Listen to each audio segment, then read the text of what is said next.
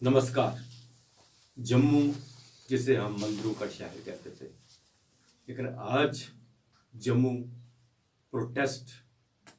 प्रोटेस्टों का शहर बन गया है, प्रदर्शनों का शहर बन गया है। हर दिन एक नहीं बहुत से प्रदर्शन हो रहे हैं और हम ये भी नहीं कह सकते कि ये बिना वजह प्रदर्शन कर रहे हैं, इनके कोई मिसाल नहीं है या वैसे ही काम धंधा छोड़ के सड़कों पे आए हैं।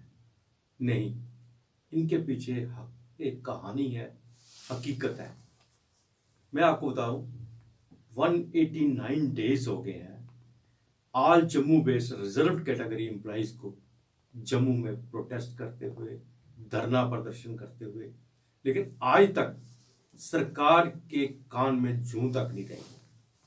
मसला सीधा है कि जम्मू कश्मीर के जो एम्प्लॉइज हैं, वो कश्मीर की क्या पोजीशन है आपसे छुपी नहीं है।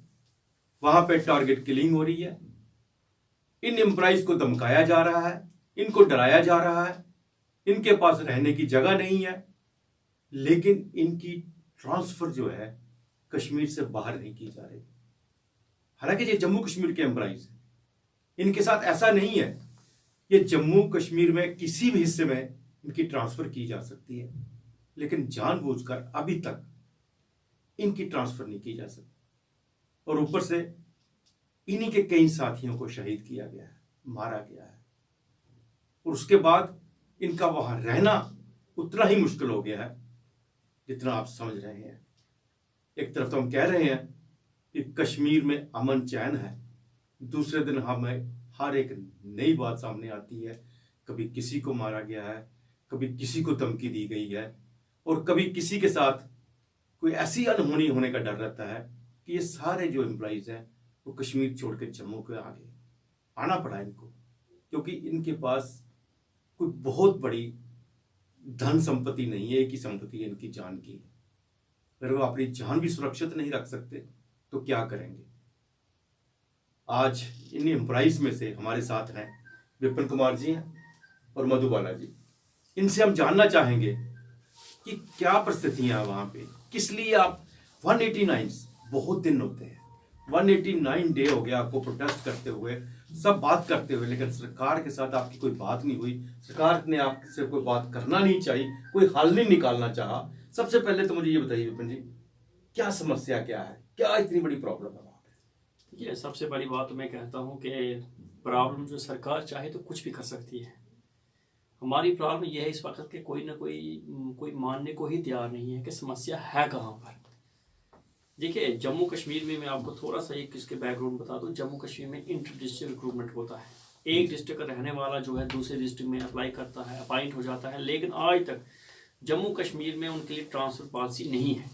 आप एक डिस्ट्रिक्ट का डोमिसाइल दूसरे डिस्ट्रिक्ट में जाके अपॉइंटमेंट हो जाती है, लेकिन जब आपके पास ट्रांसफर पॉलिसी है नहीं तो घर वापसी का कोई रास्ता ही नहीं रखा इन्होंने। अब ये जो कर्मचारी जिनकी हम 3,000 3,500 कर्मचारियों की बात करते हैं, ये लोग इंटर डिस्ट्रिक्ट पॉलिसी में जम्मू के रहने वाले हैं, अलग अलग डिस्ट्रिक्ट से, और कश्मीर में इनकी अपॉइंटमेंट हुई थी 2006 से ये सिलसिला शुरू हुआ और आज तक हो रही है। लेकिन मजबूरी यहाँ पर यह है कि इनके लिए ट्रांसफर पॉलिसी ना होने की वजह से आज तक इन लोगों को, मैं बोलता हूँ, प्रशासन ने इनको भुला ही दिया है पूरी तरीके से। दूसरी तरीके से तरफ आप देखिए कि पिछले साल से जो ये टारगेट किलिंग का सिलसिला शुरू हुआ है, खास तौर पर 7 अक्टूबर 2021 से जब इंसिडेंट वहाँ श्रीनगर में हुआ, 2 टीचर हमारे जो दीपक चंद मेहरा और सुपिंदर कौर को निशाना बनाया गया, तब से एक अप्रीहेंशन लगा। इन लोगों ने भी आवाज़ उठाई कि कम से कम कोई ट्रांसफर पॉलिसी हो जिससे कम से कम इनको फील हो कि कभी न कभी घर वापसी होगी। अब वो ट्रांसफर पॉलिसी तो है नहीं है। और जब इस साल मई के अंत में, जून में जब ये हादसा हुआ रजनी बाला का, तब से लेकर आज तक ये कर्मचारी यहाँ जम्मू में धरना दे रहे हैं। मांग इनकी एक ही है, वो मांग है कॉम्प्रिहेंसिव ट्रांसफर पॉलिसी। हम ये कहते हैं कि जम्मू कश्मीर में बड़े बड़े बदलाव आए हैं। ऐसे बड़े बदलाव हमने देखे हैं कि कोई सोच नहीं सकता था कि 370 जैसा कानून कभी हट सकता है। 35A को हटाया गया, कोई सोच नहीं सकता था। तो इन कर्मचारियों को अगर राहत देने के लिए अगर आज इंटर डिस्ट्रिक्ट रिक्रूटमेंट में कोई थोड़ा सा अमेंडमेंट करके, ट्रांसफर पॉलिसी का क्लॉज ऐड करके इनको अपने घर वापस किया जा सकता, ये कोई बड़ी बात नहीं है। दूसरी तरफ हैरानगी की बात है, प्रशासन जो है देख रहा है, रोज बरोज ये थ्रेट लेटर आते हैं। 2 दिन पहले की बात, एक लंबा चौड़ा थ्रेट लेटर आया है मुझे लगता है 56-57 एम्प्लॉइज को उसमें नाम लिखा गया पूरी तरीके से कि इनको टारगेट किया जा सकता है। तो मैं ये पूछना चाहता हूँ, जो लोग जिनका नाम उसमें आ गया है, कौन होगा आज कश्मीर में जो उनको अपने घरों में रखने को तैयार है? घरों में रखने को तैयार नहीं है। इन कर्मचारियों के पास वहां पर रहने को छत है ही नहीं है। ये रेंटेड अकोमोडेशंस में रहते थे। जिन घरों में ये रहते थे उन लोगों ने रखने से इनकार कर दिया है कि आप यहाँ ना रहें। ऐसी बात नहीं, उन लोगों ने सपोर्ट नहीं किया, पहले किया है, शायद आज भी करने को तैयार है, लेकिन स्थिति में, हालात में बदलाव आया है। मैं किसी के घर में रहूंगा, अगर मेरे साथ कोई ऐसी अनहोनी घटना घटेगी तो मुझे बताइए, मैं तो अपने जीवन से हाथ धोऊंगा, लेकिन जिसके घर में रहूंगा मैं, वो भी मुश्किल में पड़ जाएगा। ये आपने बहुत बड़ी बात कही है कि जिस तरह से नाम उनके पास पहुंचे, थ्रेट उनका आया, नाम से थ्रेट दे रहे हैं वो एम्प्लॉइज को, तो कुदरती बात है अपने घर कोई रखेगा नहीं है जितना भी होगा, क्योंकि उस घर में जब आप रह रहे हो, जब ये आते हैं मिलिटेंट्स आते हैं जो को निशाना लगाते हैं, ये जरूरी नहीं है कि वो आपके उस फैमिली का भी कोई भी ना कोई कैजुअलिटी हो सकती है। ये बात बिल्कुल सही कही है। लेकिन मधुबाला, सबसे बड़ी जो दिक्कत आती है वो तो फीमेल एम्प्लॉइज को है। जब आपके पास रहने की जगह नहीं है, वहां पे छत नहीं है, फिर किस तरह से ये मजबूर कर रहे हैं आपको कि आप वहां पे जाके नौकरी, वो भी श्रीनगर शहर में नहीं। श्रीनगर शहर में हो तो फिर भी हम कहते हैं चलो सिक्योरिटी होती है, कुछ है, लेकिन श्रीनगर से बाहर जाके दूसरे डिस्ट्रिक्ट्स में किस तरह से आप काम कर रही थी आप? सर देखिए, ये मैं आपको पहले बता दूं कि हमारे जो एम्प्लॉइज हैं और जम्मू बेस्ड रिजर्व कैटेगरी के, ये हर एक डिस्ट्रिक्ट में है कश्मीर में, ठीक है ना। लेकिन एट प्रेजेंट जो सिचुएशन है ना कश्मीर में, वो हर एक जगह एक जैसी हो गई है। ये है कि साउथ कश्मीर ज्यादा वनरेबल है, लेकिन जो सुपिंदर कौर जी का इंसिडेंट हुआ था, जो दीपक चंद मेहरा का इंसिडेंट हुआ, वो श्रीनगर बाजार में हुआ है, ईदगाह जोन में हुआ है, ठीक है ना। तो वहां पर कहेंगे ना कि हर एक जगह जो माहौल है बड़ा ही भयानक माहौल है माइनॉरिटीज के लिए, क्योंकि जब आपको नाम पूछ के टारगेट किया जाता है, इस तरीके की लिस्ट आती है, उसमें एम्प्लॉइज के नाम है, तो हर कोई इनसिक्योर फील करेगा, क्योंकि हम है तो इंसान ही है, निहत्ते इंसान है, हाथ में कुछ ये कलम है और कुछ तो है नहीं है, आर्म फोर्सेस के बंदे तो है नहीं है। अगर हमने आर्म फोर्सेस ज्वाइन की होती तो हम इन चीजों से नहीं डरते, क्योंकि अगर हमारी फोर्सेस नहीं डरती हैं तो हम भी नहीं डरते। हमें एक स्पेसिफिक ट्रेनिंग दी जाती, हम एक आम नागरिक है, टीचर है, कोई इसमें हेल्थ डिपार्टमेंट में है, अदर डिपार्टमेंट्स में है, तो बड़ा ही समय देखा जाए हम निहत्ते और इंसान है, जा रहे हैं, हमें पता नहीं है। गवर्नमेंट हमें खुद नाम देती है सॉफ्ट टारगेट, बिल्कुल सॉफ्ट टारगेट, जब उनको पता है कि हमें कोई भी इजिली हिट करके जा सकता है। आप बताइए, जब रजनी मैम की बात आती है, कितनी मजबूर होगी वो लेडी कि जो ऐसे एरिया में नौकरी करने जा रही थी कि जहां पे उसको आज दिन डर लगता था, जिसने उनके डेथ के बाद एक उनकी एप्लीकेशन वायरल हुई जिसमें उन्होंने गुहार लगाई थी। क्या उन्होंने जम्मू की डिमांड नहीं की थी उस टाइम पे? उन्होंने कहा था कि मुझे इतने फार फ्लंग एरिया से टाउन में लाया जाए। कहाँ? कुलगाम के टाउन में। वो तक नहीं किसी ने सुनी। तो आज भी हमारा भी वही हाल है सर। अभी 189 डेज से हम धरने पे बैठे हैं। हम एडमिनिस्ट्रेशन से पूछते हैं कि 189 डेज में आपने क्या किया हमारे लिए। आज भी जो हमने मेमोरेंडम दिया था और जो रजनी मैम ने जो एप्लीकेशन दी थी, उसमें कोई फर्क नहीं है। उसमें भी उन्होंने कहा था कि I am not feeling safe there, ठीक है ना, कि मैं वहां पे सेफ नहीं फील करी। हम भी ये कहते हैं कि हम वहां पे सेफ फील नहीं कर रहे, हमें किसी सिक्योर प्लेसेस पे, हमारे घरों पे लाइए, क्योंकि जब हमें पता है हम 24 घंटे निशाने पे हैं, कभी आए दिन किसी का इंसिडेंट हो रहा है, कभी किसी का हो रहा है। मगर आज हमने सिर्फ फर्क इतना है कि रजनी मैम ने वो एप्लीकेशन के तौर पे दिया, हमने मेमोरेंडम के तौर पे दिया। ना उनकी जीते जी किसी ने समझा, तो ना हमारे जीते जी को समझ रहा है। नहीं, 189 डेज से आप प्रोटेस्ट कर रहे हैं, ठीक है। क्या इस बीच में सरकार ने आपसे बात करना चाहिए, जो उन्हें समझने की कोशिश करनी चाहिए कि ये प्रोटेस्ट पे क्यों है, किसका कोई हल निकाला जाए? बिल्कुल, मैं कहता हूँ 189 डेज में बहुत कुछ हुआ बीच में, ऐसी बात नहीं है। जहां तक हो सका था हर प्लेटफॉर्म तक और गवर्नमेंट के हर इंस्टीट्यूशन तक हमने अपना मेमोरेंडम पहुंचाया, अपनी डिमांड को पहुंचाया। साथ में एलजी साहब से भी हमारी बात हुई एक बार, और उसके बाद एक डेवलपमेंट ये हुई कि कमेटी बनाई गई कि कम से कम इन लोगों के जो Jammu based reserve category employees हैं, इनके लिए ट्रांसफर पॉलिसी, एक लॉन्ग पेंडिंग डिमांड है। 25 जुलाई को एक कमेटी बनाई जाती है। उस कमेटी को ये मैंडेट दिया गया है कि जितने भी जम्मू बेस्ड एम्प्लॉय जो है, इनके लिए ट्रांसफर पॉलिसी बनाई जाए, इनका कैडर मैनेजमेंट किया जाए। तो मैं कहता हूँ सबसे पहले एलजी साहब ने खुद इस बात को माना कि इंटर डिस्ट्रिक्ट रिक्रूटमेंट में मॉडिफिकेशन, कोई न कोई अमेंडमेंट करने की जरूरत है। इस वक्त इसमें जरूरत होनी चाहिए भाई। अगर आपने वहां पर एक बार डिस्ट्रिक्ट कैडर या डिवीजन कैडर में आपने अपॉइंटमेंट ले ली, वहां ज्वाइनिंग कर ली, तो जिंदगी भर, जीवन भर तो वहां रहना है नहीं आपको। कम से कम ट्रांसफर का कोई ना कोई प्रावधान होना चाहिए। अब एक कमेटी बनाई गई तो खुद ब खुद गवर्नमेंट ने इस हमारी डिमांड को जेन्युइन और जस्टिफाइड माना है, ठीक है। लेकिन अब विडंबना ये है यहाँ पर कि उस कमेटी को बनाए हुए आज बहुत समय हो चुका है।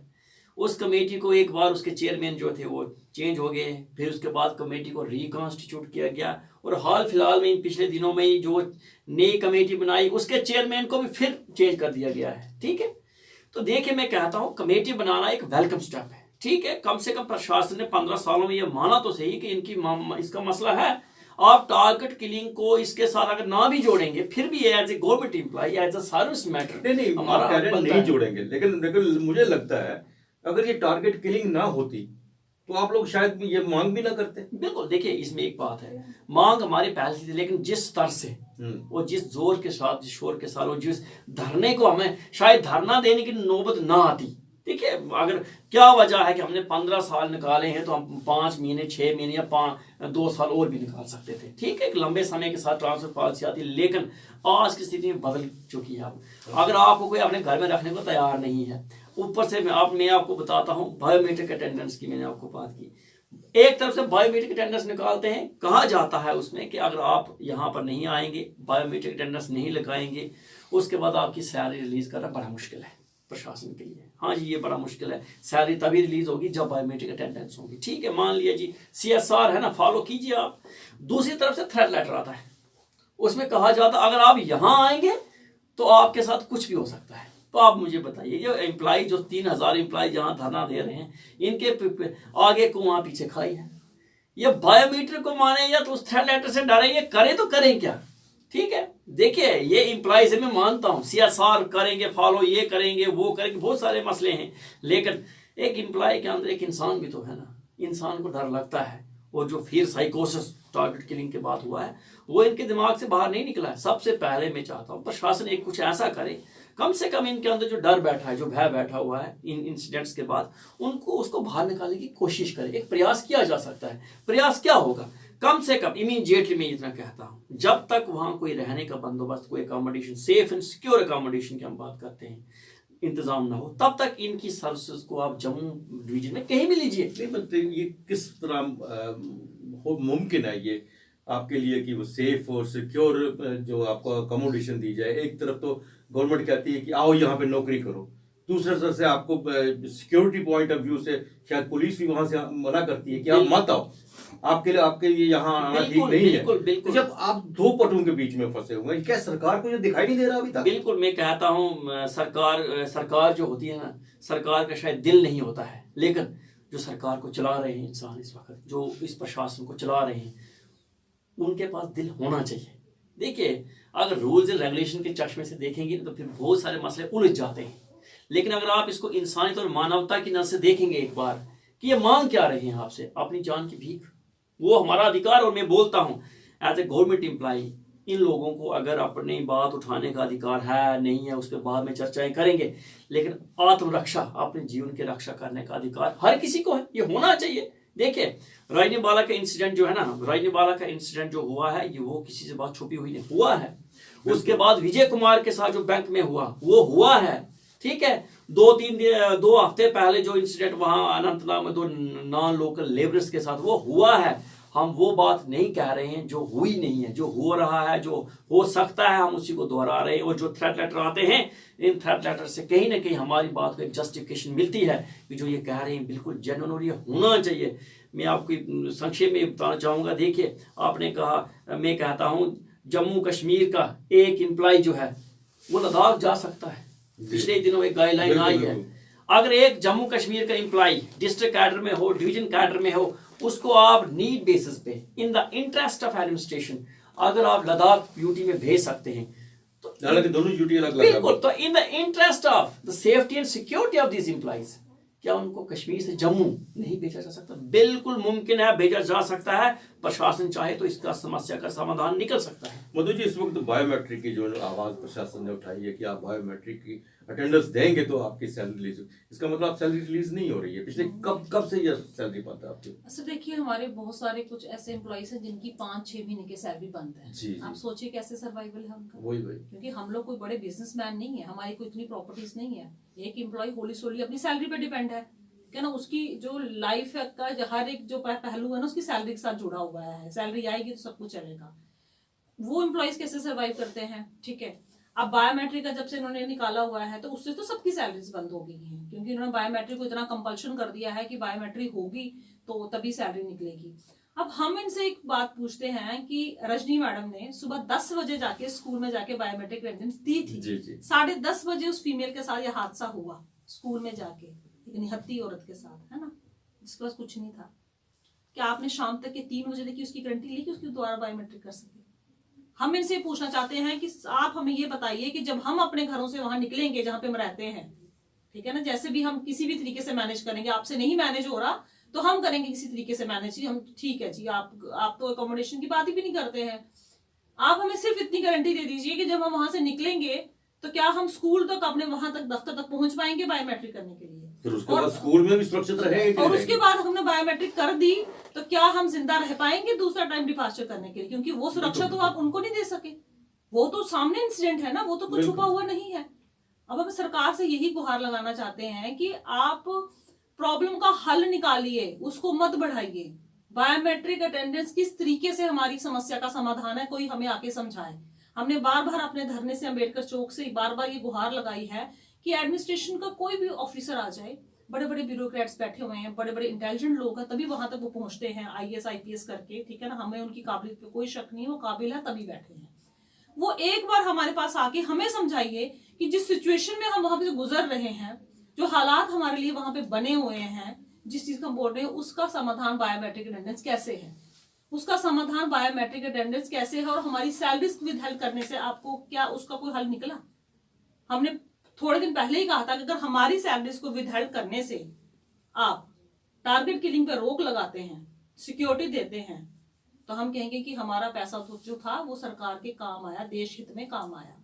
ऐसा तो कुछ भी नहीं हुआ, बिल्कुल। वो कहाँ गया? और हम एक चीज और भी बोलते हैं कि हमारी सैलरी पे सिर्फ हम ही चल रहे हैं, हमारे बच्चे नहीं चल रहे हैं, सारा परिवार चल ठीक है ना, हमारे पेरेंट्स नहीं जिन्होंने हमें पढ़ा लिखा के में पहुंचाया, क्या वो सैलरी पे डिपेंड नहीं है? आप कितने लोगों के ह्यूमन राइट्स को वायलेट करेंगे? कुछ भी होता है तब ह्यूमन राइट्स की बात आप 2 मिनट में आ जाते हैं। आज 6 महीने से 7 महीने से जो बच्चा स्कूल नहीं गया है, क्या उसके राइट्स वायलेट नहीं हो रहे हैं? जो एक एम्प्लॉय एक मतलब कि सड़क पे आके बैठ गया हुआ है धूप पे, वो एक हम 1 जून से हम बैठे हैं, जून का महीना आप सोचिए कैसा होता है, बिना टेंट के बैठे, बिना पानी की फैसिलिटी के बैठे, हम बिना वॉशरूम की फैसिलिटी की, आप सोचिए पूरा पूरा दिन कैसे निकालना है। क्या हमारे अब राइट्स वायलेट नहीं हो रहे हैं? हम एम्प्लॉय हैं तो इसका मतलब क्या हुआ कि हम क्या क्या वो भेड़ बकरियां हैं कि जिसको आप कहीं पे भी फेंक देंगे? 15 साल हमने दे दिए, अब आवाज उठा रहे हैं आपके आगे, जहां पे बन आई है, इतने इंसिडेंट हुए हैं, आप उसका सोल्यूशन तो तब तो आप सोचते भी नहीं है, उल्टा उसको इतना वर्स्ट करके हमारे लिए रख दिया है कि हमारे लिए वही हिसाब है कि आगे कुआं पीछे खाई, और धक्का देने के लिए पूरी जोर लगाया जा रहा है, पूरी फोर्स के साथ हमें उसके अंदर धकेला जा रहा है, चाहे वो बायोमेट्रिक अटेंडेंस हो, चाहे वो सैलरीज को विदहेल्ड करना हो। विपिन जी, क्या आप पॉलिसी इस तरह की चाहते हैं कि आपकी ट्रांसफर जम्मू में या जम्मू प्रोविंस में भी कहीं? ठीक है, सबसे पहले मैं कहता हूँ 15 साल तो कश्मीर में लगाए हैं, लगा दिया। हमारी ये मांग रही है कि जो हमारी बेसिक जो हमारी डिमांड है वो ये है कि जितने भी लोग जम्मू से इंटर डिस्ट्रिक्ट रिक्रूटमेंट में कश्मीर अपॉइंट होते हैं, उनके लिए पॉलिसी ये होनी चाहिए कि उनको सूटेबल एक पॉलिसी हो जिसमें उनको होम डिस्ट्रिक्ट में कम से कम उनकी एडजस्टमेंट होनी चाहिए। ठीक है, 15 साल हमने बाहर लगा दिए हैं, 15 साल अगर हम अपने डिस्ट्रिक्ट से बाहर जाएंगे फिर वहीं पे मसला, लेकिन हमने यहाँ तक गवर्नमेंट को कहा था, ठीक है, हमारी पहली प्राइमरी डिमांड ये थी कि हम अपने अपने होम डिस्ट्रिक्ट में वही ट्रांसफर हो। उसके बाद हमने यहाँ तक कहा है कि अगर किसी हालात में अगर उस डिस्ट्रिक्ट में उतने इस वक्त एडजस्टमेंट ना हो सके, एडजॉइनिंग डिस्ट्रिक्ट में हमें कीजिए, तब तक जब तक हमारे अपने होम डिस्ट्रिक्ट में वैकेंसी क्रिएट नहीं होती है। ठीक, कम से कम इस वक्त सबसे बड़ी मसला है ये जान का मसला है। ये सर्विसेज तो चलती रहती हैं, ये इसमें मॉडिफिकेशन भी होती हैं, अमेंडमेंट्स भी होती हैं, CSR को बदला भी जाता है, इन चीज़ों में हम कैडर सिस्टम में पढ़ना नहीं चाहिए। कैडर सिस्टम जो है वो किसी एम्प्लॉय की जिंदगी से बड़ा तो है नहीं, ठीक है, हालात के मुताबिक, बिल्कुल हालात के मुताबिक हम कहते हैं जम्मू संभाग में इनकी सर्विसेज को लीजिए। और जो हम ट्रांसफर पॉलिसी की बात करते हैं, हम कहते हैं हमारे होम डिस्ट्रिक्ट में, होम डिवीजन में हमारी ट्रांसफर कीजिए आप इस वक्त। ठीक है सर, प्रशासन चाहे तो कुछ भी कर सकता है, ये कोई बड़ी बात नहीं, बड़े बड़े बदलाव हमने देखे तो ये कौन सी बड़ी बात है, लेकिन मैं चाहता हूं सबसे पहले ये होती है नीयत और नीति, ये दोनों होनी चाहिए। ठीक है, अगर नीयत है आपके पास तो नीति तो बन जाती है, लेकिन अगर नीयत ही ना हो आपकी तो फिर नीति बनाने में समस्याएं तो आती हैं बीच में। ठीक है, अब जैसे मैडम ने इस वक्त कहा कि ये सैलरी का जो मसला है, देखिए मुझे वो बताइए, ये सैलरी जो है ना, सैलरी पे हमारा अधिकार है, हमारे बच्चों का अधिकार है, हमारे परिवार का अधिकार है। देखिए सैलरी ये एक एम्प्लॉय का बेसिक ह्यूमन राइट है, मिलना चाहिए। ठीक है, हम काम करने को तैयार हैं, लेकिन आप वर्किंग कंडीशन तो आप बनाइए ना। आप डिवीजन कैडर बोलते हो, डिस्ट्रिक्ट कैडर बोलते हो, तो ये सिक्योरिटी कैडर क्या होता है, वो कौन देगा हमें? देखिए सबसे पहले मैं एक बात बताता हूँ, जम्मू कश्मीर में जब तक आप धरना ना दें, शोर ना उठाएं, सड़कें जाम ना करें, यहाँ पर जब तक आप एक लंबी चौड़ी वो रैलियां ना निकालें, तब तक जो है ना प्रशासन उस चीज़ का संज्ञान नहीं लेता है, मैं आपको सर कहता हूँ। और उसके बाद एक और चीज़ मैं कहता हूँ, बड़ी हैरानगी की बात होती है, जम्मू में बड़े बड़े राजनीतिक दल हैं यहाँ पे, वो कहते हैं जी हमारी तो हम तो ये शासन और प्रशासन में बैठे नहीं, एलजी एडमिनिस्ट्रेशन में। तो मैं उनसे भी पूछना चाहता हूँ, ठीक है पिछले दिनों आपने ये बताया जी हमने वो ये कर दिया जी, पहाड़ियों को रिजर्वेशन दे दी, ठीक है दीजिए, किसी एक समाज को किसी वो रिफ्यूजी वेस्ट पाकिस्तानी रिफ्यूजीज को दे दिया, वेलकम स्टेप है उसका भी, ठीक है। जब 370 और 35 से हटाया गया तब भी तो यहाँ एलजी प्रशासन था, ठीक है। जब आप उस बात का क्रेडिट लेते हैं तो आज अगर ये एम्प्लॉइज यहाँ धरने पे बैठे हैं तो इसका क्रेडिट भी हम आपको देंगे, आइए और इसका समस्या का समाधान कीजिए। इस वक्त ये आप ये नहीं कह सकते कि नहीं जी हमारी तो सरकार है नहीं, यहाँ पर आपकी सरकार है। जब आपको क्रेडिट लेने की बात आती है तो आप क्रेडिट ले लेते हो, लेकिन जब आपको समस्या में फंसना है तो आप बोलते जी हमारी सरकार नहीं। तो ये मैं इसको दोहरा मापदंड बोलता हूँ, ये ऐसा नहीं चलता है। खास तौर पर मैं इतना कहता हूँ, कौन सत्ता में बैठा है कौन विपक्ष में बैठा है, ये सादा पक्ष और विपक्ष की लड़ाई तो है नहीं, ये इन कर्मचारियों के जीवनों मृत्यु का प्रश्न है। इस वक्त हमारी लड़ाई कोई डीए, कोई एचआरए या कोई ग्रेड डिवीजन की लड़ाई तो है नहीं कि चलो जी कोई बात नहीं, इस साल में बजट में प्रोविजन नहीं, अगले साल करेंगे, कोई बात नहीं, ऐसी समस्या है नहीं। ये समस्या बड़ी जटिल है। यहाँ पर किसी एम्प्लॉय की जिंदगी चली जाएगी, उसके बाद सरकार बहुत कुछ करने को तैयार हो जाएगी, लेकिन फिर उस बात का फायदा ही नहीं है, ठीक है। एक बलिदान हमने रजनी बाला का दिया, राहुल भट्ट का दिया, ये सुपिंदर कौर का दिया, दीपक चंद मेहरा का दिया, तो और कितने बलिदान चाहिए? ये बड़ी बात है कि और कितने बलिदान चाहिए। ये ऐसे एम्प्लॉइज हैं जो ये नहीं कहते कि हमने काम नहीं करना है, इन्होंने किया, 15 साल वहां पे काम किया, अब भी कर रहे थे। अगर ये हालात ना बनते, अगर ये टारगेट किलिंग ना होती, अगर इनके पास सुरक्षा होती, अगर इनके पास रहने की जगह होती, अगर कोई ये कहता कि आप सुरक्षित इस स्कूल के अंदर गए हैं, सुरक्षित ही आप वापस आएंगे, तो ये शायद वहां से नहीं आते। लेकिन इस वक्त जो इनकी डिमांड है बहुत जेन्युइन डिमांड है, और सरकार को चाहिए कि इसके ऊपर कोई ना कोई जो ट्रांसफर पॉलिसी है, तो ये तो है नहीं है कोई एक पत्थर की लकीर बन गई है कि प्रोविंस कश्मीर प्रोविंस में इनकी अपॉइंटमेंट हुई है, वो वहां से कभी निकल ही नहीं सकते, उन्हें शायद निकलना भी नहीं चाहते, शायद ये वहां सेफ होते, शायद उन्हें अपने घर भी वहां बना लिए होते, शायद वो वहां ही रहना चाहते। अगर कश्मीर भी एक जन्नत है आपके लिए, अब इसको खराब अगर किया है तो इन्होंने तो नहीं किया ना, वहां के हालात उन्होंने खराब नहीं किए है ना, ये तो रह रहे थे। अगर जम्मू कश्मीर यूटी का लद्दाख यूटी में जा सकता है तो कश्मीर प्रोविंस का जम्मू में क्यों नहीं आ सकता? इस पर ध्यान देना पड़ेगा। विपिन जी, मधु जी, आप आए और आपकी ये सब बातें हमारे दर्शकों तक भी पहुंचाई, प्राइस के साथ साथ प्रशासन दर्शकों तक भी पहुंचाई। आपका बहुत बहुत धन्यवाद। धन्यवाद। नमस्कार।